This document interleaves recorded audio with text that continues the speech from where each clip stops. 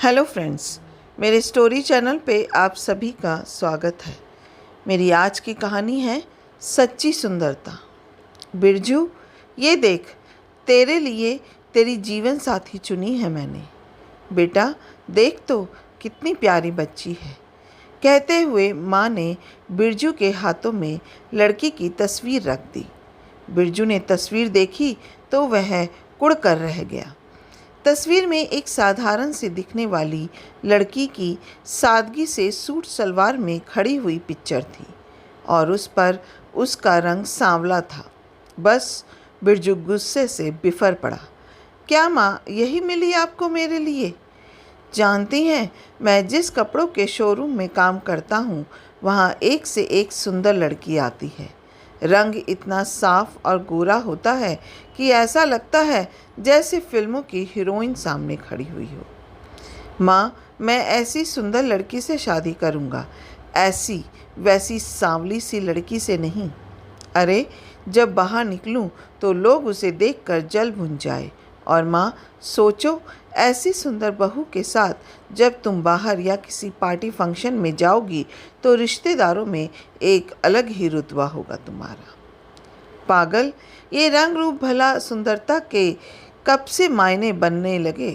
पगले, सच्ची सुंदरता तो व्यवहार में मीठी बोली, बड़ों का आदर सत्कार करना होती है। मुझे नहीं पता माँ, मैं किसी सुंदर लड़की से ही शादी करूँगा।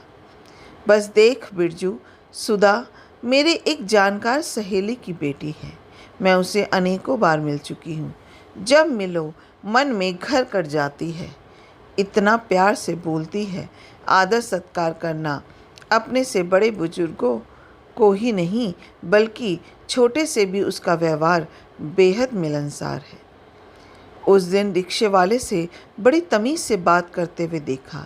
स्वयं गन्ने का जूस पीने से पहले उस रिक्शे वाले को भी लेकर दिया। जब मैंने इसकी वजह पूछी तो वह बोली, आंटी जी, हमारी तरह इन भैया को भी तो प्यास लगी होगी। बात छोटी सी थी मगर उसने मेरे दिल को छू लिया। मगर गुस्से से भरे बिरजू ने फ़ोटो को टेबल पर पटकते हुए कहा, मैं नहीं करूँगा इस लड़की से शादी। इतना कहकर वह अपने कमरे में चला गया। बिरजू ने ठान लिया, मैं शादी नहीं करूँगा उस सांवली लड़की से, चाहे मुझे घर से भाग जाना क्यों ना पड़े। माँ पीछे पीछे उसके कमरे तक आई और खूब समझाया। उसकी छोटी बहन ने समझाते हुए कहा, भैया अच्छी लड़की है, पढ़ी लिखी है, घर के कामकाज भी खूब कर लेती है। कल को आपके जीवन में सहयोगी बनेगी और इस जीवन के सफ़र को एक अच्छे साथी की ज़रूरत होती है। मान जाइए ना, एक बार मिलकर तो देखिए, फिर फैसला कीजिए। आखिरकार जैसे तैसे बेमन बिरजू लड़की को देखने मिलने के लिए तैयार हो गया। सभी घरवालों के साथ वह वहाँ पहुँचा। उसने मन में तय कर लिया था वह लड़की को देखेगा भी नहीं और बहाने से बाद में मना कर देगा। लड़की चाय लेकर आई। वह आज भी साधारण कपड़ों में ही थी। एक सादगी से सूट सलवार पहने हुए बिरजू ने एक दो बार चोरी नज़रों से उसे देखा। वो सोच कर गया था कि कोई भी कमी बताकर वो मना कर देगा, मगर उसका व्यवहार सबसे अच्छा था। बातचीत में भी उसने जब बेमन से चाय के साथ पकौड़े खाए तो वह लाजवाब बने थे, जो कि उसी लड़की ने बनाए थे।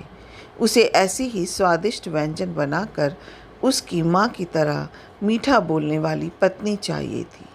मगर ये सांवली है, मुझे तो किसी फिल्मी हीरोइन जैसी सुंदर लड़की से ही शादी करनी है।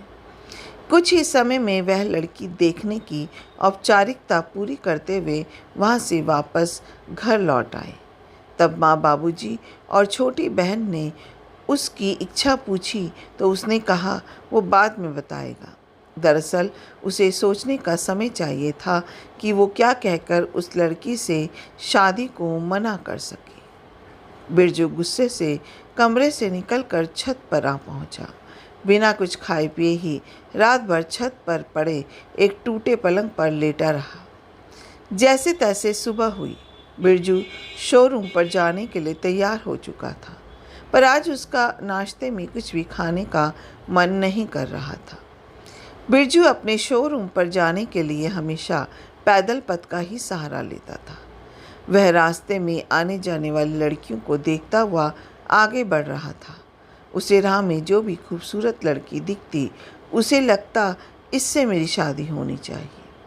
अचानक उसका पैर पैदल पथ पर पड़े केले के छिलके से फिसल गया और वह पास पड़े कचरे के डिब्बे के ऊपर धड़ाम से गिर पड़ा। वहीं पास में एक ब्यूटी पार्लर की दुकान थी। उसमें से एक औरत बाहर निकली, तुरंत बिरजू को उठाया, अपने ब्यूटी पार्लर के भीतर ले जाते हुए कहा, ज़्यादा चोट तो नहीं लगी बेटा, और एक गद्देदार ऊंची कुर्सी पर बैठा दिया।